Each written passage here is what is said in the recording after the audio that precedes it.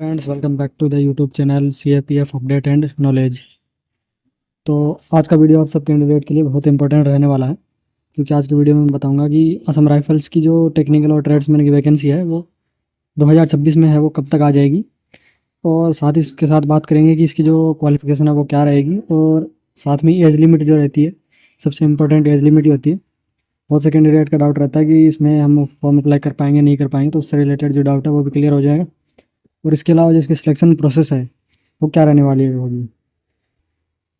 और लास्ट में एक इम्पोर्टेंट पॉइंट है जो आप सब कैंडिडेट के लिए बहुत ही जानना जरूरी है, जो मैं आपको इस वीडियो के अंत में बताऊंगा। तो असम राइफल्स टेक्निकल और ट्रेड्समैन की वैकेंसी का जितने भी कैंडिडेट इंतजार कर रहे हैं वो इस वीडियो को अंत तक जरूर देखें। तो पिछली बार जब असम राइफल की वैकेंसी आई थी तो वैकेंसी 30 जनवरी 2025 को इसकी वैकेंसी थी, वो रिलीज हुआ था इसका नोटिफिकेशन। और इसकी जो रिक्रूटमेंट रैली है वो 22 मार्च 2025 से स्टार्ट हो गई थी, और इसके जो फॉर्म अप्लाई हुए थे वो 22 फरवरी 2025 से स्टार्ट हुए थे। लगभग एक महीना जो इसके फॉर्म वो चलते हैं। तो पिछली बार वैकेंसी लगभग मार्च 2025 में आई थी, और इस बार जो वैकेंसी है वो कब तक आ सकती है, तो वीडियो आप अंत तक ज़रूर देखें, आपको पता चल जाएगा कि वैकेंसी कब तक आएगी। उससे पहले बात कर लेते हैं इसके जो इंपॉर्टेंट 2-4 डाउट है वो क्या है, क्योंकि सिलेक्शन प्रोसेस जानना बहुत ज़रूरी है, एज लिमिट ज़रूरी है, और इसकी जो क्वालिफिकेशन है वो सबसे ज़रूरी है। तो अगर कुछ कैंडिडेट हैं जो अगर अपनी एजुकेशन क्वालिफिकेशन है उसको थोड़ा बढ़ाना चाहते हैं, तो इस वैकेंसी के अकॉर्डिंग वो अपना कुछ भी जो कोर्स रहता है या सर्टिफिकेट के लिए जो भी रहता है वो अपना कर सकते हैं टाइम से, क्योंकि वैकेंसी आ जाएगी तब उसका वही जितना सारा वैकेंसी में सिस्टम रहता है वही फॉर्म की लास्ट डेट है, उससे पहले के जो भी सर्टिफिकेट है वो होने चाहिए। लेकिन अगर आपको अभी से पता होगा कि मुझे किस वैकेंसी के लिए फॉर्म अप्लाई करना है, तो आप उससे रिलेटेड अपनी जो तैयारी है वो अभी से कर सकते हैं। तो आप सबको पता होगा कि जितनी भी CAPF की वैकेंसी रहती है वो लगभग जिनमें फिजिकल है वो आपका है जो सबसे पहले कंडक्ट करवाया जाता है। तो असम राइफल वाली वैकेंसी के लिए सेम यही सिस्टम है, आपका फिजिकल है वो सबसे पहले कंडक्ट करवाया जाएगा। 5 किलोमीटर की जो रनिंग रहेगी आपको 24 मिनट में है वो करनी पड़ेगी। और फीमेल कैंडिडेट की अगर बात करें तो 1600 मीटर आपको 8.5 मिनट में करनी पड़ेगी। और वहीं लद्दाख रीजन वाले कुछ कैंडिडेट जो रहते हैं उनके लिए थोड़ा क्राइटेरिया अलग होते हैं, वो है 1600 मीटर रनिंग जो रहती है 7 मिनट में आपको है जो करनी पड़ेगी। लेकिन ये जो सब है तैयारी करने वाले कैंडिडेट है वो आराम से कर लेंगे, लेकिन जो एजुकेशन क्वालिफिकेशन जो मेन रहती है वही रहती है। एजुकेशन क्वालिफिकेशन अगर आपके पास है तो आप फॉर्म अप्लाई है वो कर सकते हैं। तो अगर आप सब कैंडिडेट है तो इसमें जो नायब सूबेदार की वैकेंसी आती है, रिलीजियस टीचर की जो वैकेंसी होती है, डायरेक्ट नायब सूबेदार आप इसमें भर्ती होते हैं। तो आपके पास जो है ग्रेजुएशन होना चाहिए संस्कृत और भूषण इन हिंदी में, आपके पास जो है ग्रेजुएशन इसमें होनी चाहिए। तो जो भी कैंडिडेट इस क्राइटेरिया को पूरा करते हैं तो वो ये वैकेंसी बहुत ही अच्छी वैकेंसी है, डायरेक्ट आप नायब सूबेदार की पोस्ट पे जो इसमें भर्ती होते हैं। फिर वहीं रेडियो मैकेनिक जो रहता है वारंट ऑफिसर की डायरेक्ट वैकेंसी रहती है, इसमें भी 10th पास आप होने चाहिए, और आपके पास जो डिप्लोमा है रेडियो एंड टेलीविजन टेक्नोलॉजी में आपके पास है जो होना चाहिए। और इसके अलावा अगर आपके पास 12th में फिजिक्स केमिस्ट्री और मैथमेटिक्स है तो भी आप इसके लिए एलिजिबल है। इसकी जो एज लिमिट रहती है वो रहती है 18 से 25 साल। बहुत अच्छी खासी वैकेंसी है, जो मतलब PCM वाले जो कैंडिडेट हैं वो इसके लिए जरूर अप्लाई करना, बहुत अच्छी वैकेंसी है। उसके अलावा ट्रेड जो रहेगी लाइनमैन फील्ड रहेगी, और ये जो वैकेंसी है वो राइफलमैन लाइन मैन की रहेगी। मतलब आप एज ए कांस्टेबल है, लेकिन असम राइफल्स में कांस्टेबल नहीं होता, उसमें राइफलमैन है वो आपको रैंक मिलती है।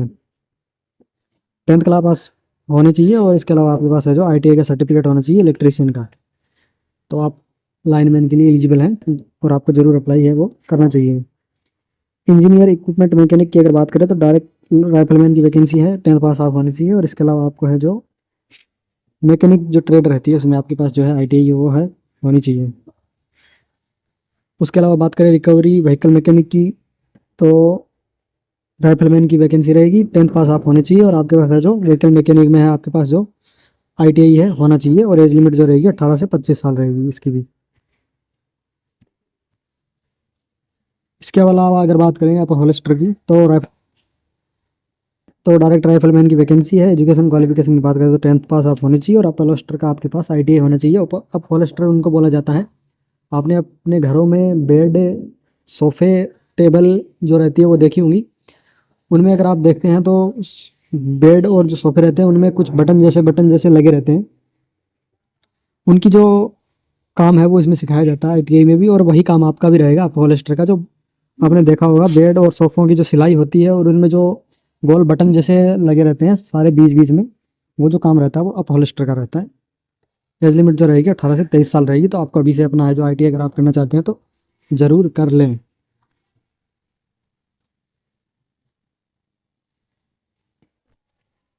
इसके अलावा बात करें ट्रेड व्हीकल मैकेनिक फिटर की, तो आपके पास 10th पास आप होनी चाहिए और आपके पास है जो ITI इसमें भी होना चाहिए। और इसके अलावा बात करें ड्राफ्ट्समैन की, तो ड्राफ्ट्समैन भी डायरेक्ट वारंट ऑफिसर की जो वैकेंसी है वो रहेगी।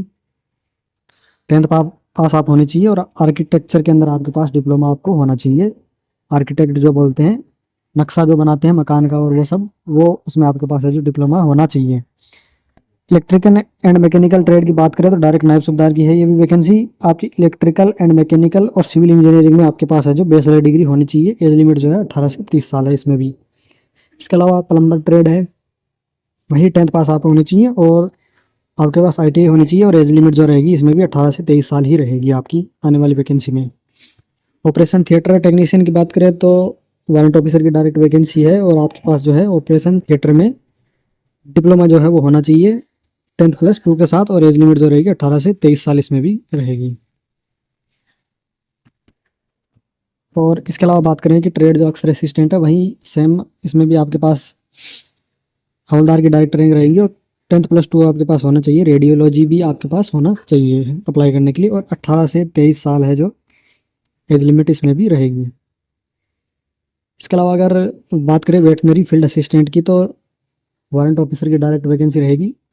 10th+2 पास आप होने चाहिए और आपके पास है जो वेटनरी में डिप्लोमा आपके पास होना चाहिए। और अगर ट्रेड्समैन की बात करें तो पिछले साल है जो एक ही वैकेंसी आई थी ट्रेड्समैन की, वो थी कांस्टेबल सफाई कर्मचारी। 10th पास आप होने चाहिए और कुछ भी इसमें नहीं मांगा गया था, सिर्फ 10th पास मांगा गया था। एज लिमिट जो रही थी 18 से 23 साल है जो एज लिमिट इसमें थी। अब पिछली बार 2025 की बात करें तो टेक्निकल की जो वैकेंसी थी वो ज़्यादा थी, ट्रेड्समैन की वैकेंसी आई ही नहीं, ना के बराबर आई। कांस्टेबल सफाई कर्मचारी की वैकेंसी थी लगभग 80 के आसपास। कांस्टेबल ट्रेड्समैन सफाई कर्मचारी की वैकेंसी थी। उतनी वैकेंसी से कुछ नहीं होना था, कंपटीशन हाई हुआ था बहुत ज़्यादा, क्योंकि सिर्फ ट्रेड्समैन की बात करें तो सिर्फ ही सफाई कर्मचारी की वैकेंसी थी, उसके अलावा टेक्निकल की वैकेंसी थी ज़्यादा।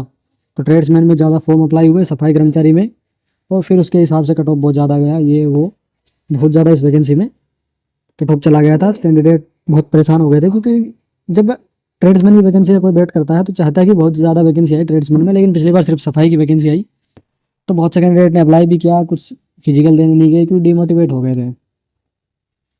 तो इस बार अगर वैकेंसी की बात करें तो टेक्निकल और ट्रेड्समैन की जो दोनों वैकेंसी रहती है वो दोनों एक साथ इस बार भी आनी है।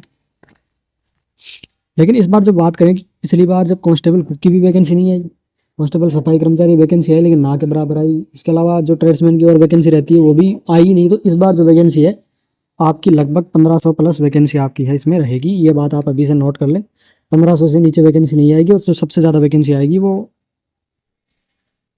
1500 से नीचे वैकेंसी इसमें आपकी नहीं आएगी। और सबसे ज़्यादा वैकेंसी जो आएगी वो कांस्टेबल की ही इस बार आएगी, क्योंकि बहुत ज़्यादा वैकेंसी कुक की खाली है।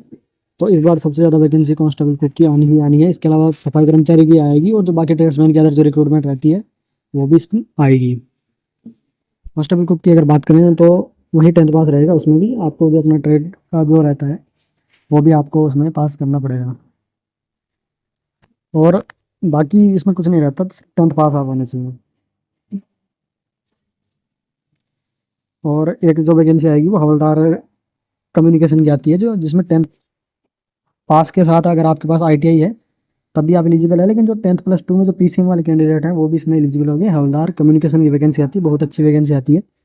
और इस बार जो सबसे ज़्यादा वैकेंसी आएगी वो कांस्टेबल कुक और सफाई कर्मचारी की आएगी, क्योंकि बहुत ज़्यादा वैकेंसी खाली है। पिछली बार वैकेंसी में गैप हो गया, कुछ रीज़न था जिसकी वजह से वैकेंसी नहीं आई थी, लेकिन इस बार जो है बहुत अच्छी वैकेंसी आएगी। लगभग 1500 प्लस वैकेंसी रहेगी, जिसमें सबसे ज़्यादा वैकेंसी कुक की ही रहेगी। टेक्निकल की वैकेंसी कम रहेगी, क्योंकि 2025 में उनको पूरा भर लिया गया है। 2026 में इतनी वैकेंसी टेक्निकली खाली नहीं होती, एक दो वैकेंसी खाली रहती है, वो उनका कुछ ज़्यादा फर्क भी नहीं पड़ता। तो ये बात हो गई कि जो आपकी क्वालिफिकेशन है वो क्या रहनी चाहिए और सारी वैकेंसी में जो एज लिमिट है वो क्या रहनी चाहिए। आपकी सिलेक्शन प्रोसेस वही रहता है, सबसे पहले आपका इसमें फिजिकल करवाया जाएगा, उसके बाद आपका वही सेम डे टेस्ट होगा, उसके बाद 2-3 दिन बाद ही इसका रिटर्न एग्जाम हो जाता है। और रिटर्न एग्जाम के लगभग 7 या 10 दिन के अंदर वही रिजल्ट आपका हो जाता है। उसके बाद आपका डॉक्यूमेंट वेरिफिकेशन के साथ मेडिकल आपका कंप्लीट हो जाता है। लगभग 1 महीने के अंदर पूरी प्रोसेस है वो कंप्लीट हो जाती है। लेकिन अब बात है वैकेंसी कब तक आएगी। तो वैकेंसी की बात करें, आसाम राइफल्स टेक्निकल और ट्रेड्समैन की जो वैकेंसी होती है हर साल आती है। एक भी साल ऐसा नहीं है जिस बार वैकेंसी है वो नहीं आई। लेकिन पिछली बार जब वैकेंसी आई तो इसमें ट्रेड्समैन की वैकेंसी कम थी, इस बार उसको पूरा है वो कर लिया जाएगा। तो वैकेंसी है लगभग जनवरी में हर साल आ जाती है, लेकिन इस बार जनवरी में वैकेंसी नहीं आई। वैकेंसी ना आने का मुख्य रीज़न यही है कि जो पूरी जितनी भी वैकेंसी है वो अभी तक कलेक्ट नहीं हो पाई है कि कितनी वैकेंसी का नोटिफिकेशन है वो जारी करना है। शिलोंग से ये वैकेंसी है जो इसका नोटिफिकेशन जारी होता है, वहाँ तक अभी पूरी जितनी भी वैकेंसी है कि कितनी वैकेंसी खाली है उससे रिलेटेड अभी डाटा है वो पूरा नहीं गया है। मेन रीज़न यही है वैकेंसी ना आने का अभी तक। तो जैसे ही मतलब वैकेंसी का जो पूरा डाटा है वो पूरा क्लियर हो जाएगा, जब तक नोटिफिकेशन है वो आपका जारी नहीं किया जाएगा। तो अभी मार्च मंथ आपका कंप्लीट हो गया है, लगभग अप्रैल मई में जो वैकेंसी का पूरा डाटा है वो कलेक्ट कर लिया जाएगा, आराम से कलेक्ट हो जाएगा, इतना टाइम है उसमें नहीं लगता। तो अगर नोटिफिकेशन की बात करेंगे कब तक आपका नोटिफिकेशन आ जाए, तो जुलाई मंथ से ऊपर है जो आसाम राइफल्स का जो वैकेंसी का नोटिफिकेशन है, जुलाई से ऊपर नहीं जाएगा, जुलाई से पहले पहले। ये बात आप नोट कर लीजिए, जुलाई 2026 उससे पहले आपका असम राइफल्स टेक्निकल ट्रेड्समैन 2026 की वैकेंसी का नोटिफिकेशन साइट पे आपको देखने का मिल जाएगा। चाहे आप वीडियो सेव कर लीजिए और जिस दिन वैकेंसी आए उस दिन आप देख लेना, जुलाई 2026 से पहले पहले आपका नोटिफिकेशन साइट पे आपको देखने का मिल जाएगा। और बहुत अच्छी खासी वैकेंसी के साथ देखने को मिलेगा, इसलिए कि 200-250 वैकेंसी आ जाएगी जैसे पिछली बार आई थी। पिछली बार जो वैकेंसी है उसमें ट्रेड्समैन की वैकेंसी नहीं थी, और आप ये बात समझ सकते हैं कि अगर ट्रेड्समैन की वैकेंसी नहीं है तो नोटिफिकेशन में वैसे भी वैकेंसी कम ही रहेगी। लेकिन इस बार लगभग 1500 प्लस पोस्ट पे है वो नोटिफिकेशन आपका रहने वाला है। तो जो भी कैंडिडेट आसाम राइफल की वैकेंसी के लिए अप्लाई करेंगे वो अभी से अपनी तैयारियाँ शुरू कर दें। और अगर टेक्निकल की वैकेंसी में कोई अप्लाई करना चाहता है तो वो उसके हिसाब से अपनी एजुकेशन क्वालिफिकेशन देख ले जो मैंने बताई है, और अपना क्राइटेरिया को पूरा कर लें। तो आज की वीडियो में बस इतना ही, मिलते हैं नेक्स्ट वीडियो में, तब तक के लिए जय हिंद जय भारत।